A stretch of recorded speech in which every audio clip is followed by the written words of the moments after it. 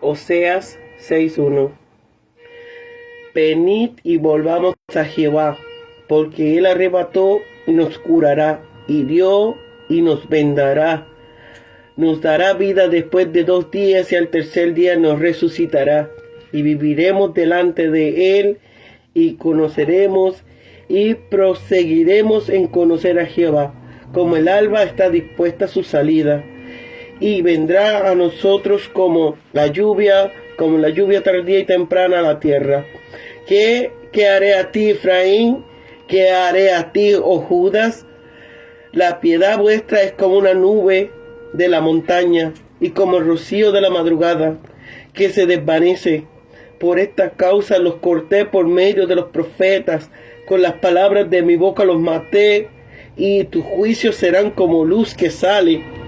Porque misericordia quiero y no sacrificio, y conocimiento de Dios más que holocaustos. Mas ellos, cuando Adán traspasaron el pacto, ahí prevaricaron contra mí.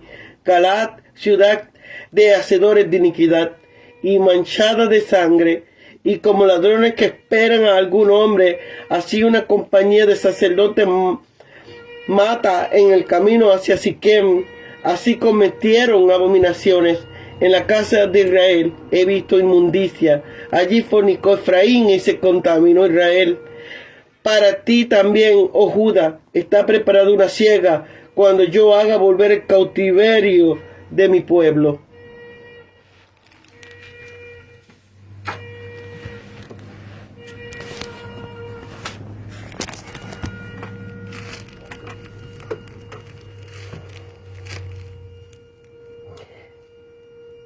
Las palabras del versículo 1 nos recuerdan lugares como Deuteronomio 32:39, Isaías 30:26, Jeremías 30:17. Están fundadas en una segura esperanza de que Dios no quiere la muerte del impío, sino que se arrepienta y viva. Pues Jehová es un dador de vida, de misericordia y salvación.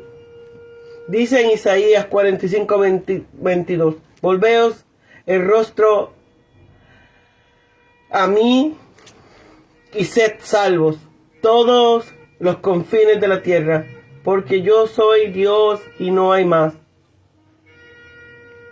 Una y otra vez repite, convertíos y volveos. Volveos y me volveré. Apoyado en Joel 2:32 dice, porque en Romanos 10:13, porque todo el que invocare el nombre del Señor será salvo. En efecto, Dios está siempre presto a salvar, pero es preciso estar dispuesto a abandonar el pecado, pues es lo que interpone una barrera en la comunión de Dios.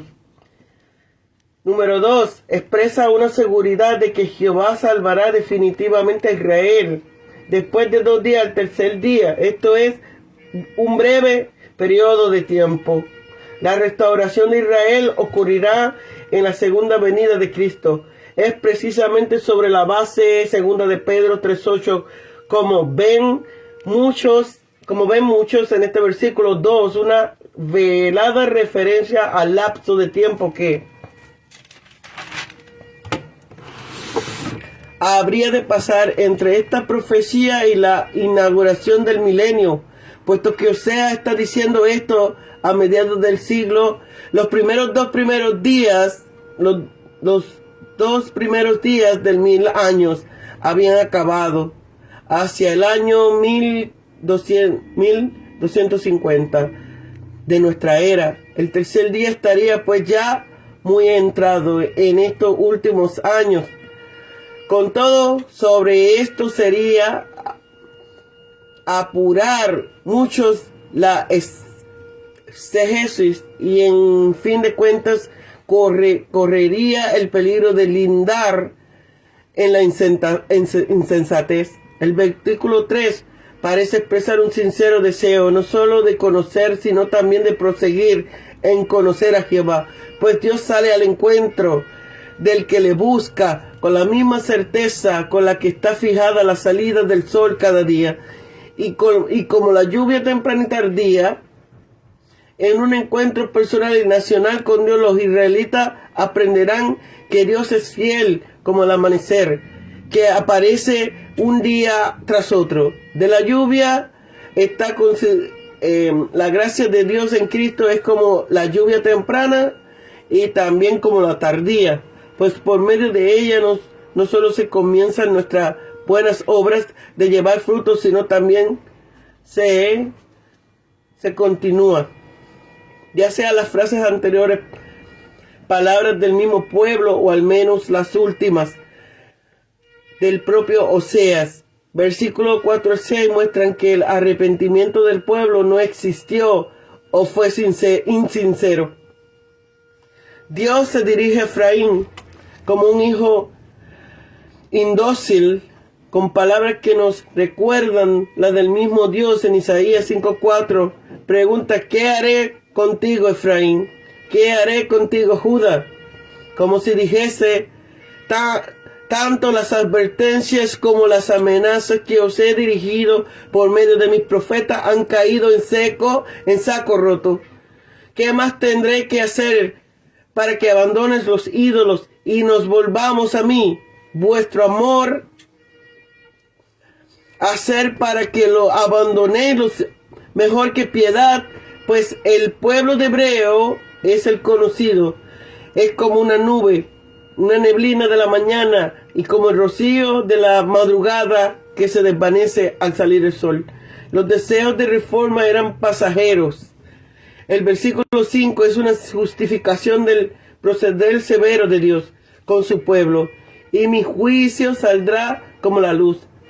Al final del versículo, las dos primeras frases del versículo 5 contienen leerlas teniendo a la vista lugares como 1 Samuel 15, Jeremías 1 y aún Hebreos 4:12. Los he tajado al comienzo del versículo como un vocablo tallado. Nos trae a la memoria la imagen de una cantera, pero el tallado es con el fin de hacer buen uso del sillar, mientras que el tajar de que aquí se habla tiene un final de muerte. Aunque esto no puede atribuirse a la obra de Dios por medio de sus profetas, sino a la mala disposición de ellos. Estaban dispuestos a decir que los profetas los mataban cuando los estaban tratando con lealtad. Ellos eran inconscientes en su religión. Por eso Dios los cortó. El corazón de los pecadores es piedra dura que requiere mucho trabajo para hacer de él una figura de talla. Hay personas a quienes los ministros deben reprender duramente. Cada palabra habría de ser cortante, aun cuando el reprendido huya de la presencia de lo que lo reprende y lo tenga como enemigo por decir la verdad. El versículo 6 se repite una idea favorita. El Señor ya desde Samuel 15 traduce espléndidamente, pues yo deseo amor y no sacrificio, el conocimiento de Dios más que bien que los holocaustos. El Señor Jesucristo citó la primera parte en lugar como Mateo 9:13 y vino a expresar la misma idea. En la segunda parte del versículo vemos como Hesed, amor constante, y Dad, conocimiento íntimo, son conceptos correlativos. Los versículos del 7 al 11 dice: Dios hace un historial de apostasía de Israel y de Judá. Comienza desde atrás y resume la transgresión. La primera parte del versículo 7 dice así a la letra de lo original: mas ellos como Adán transgredieron el pacto.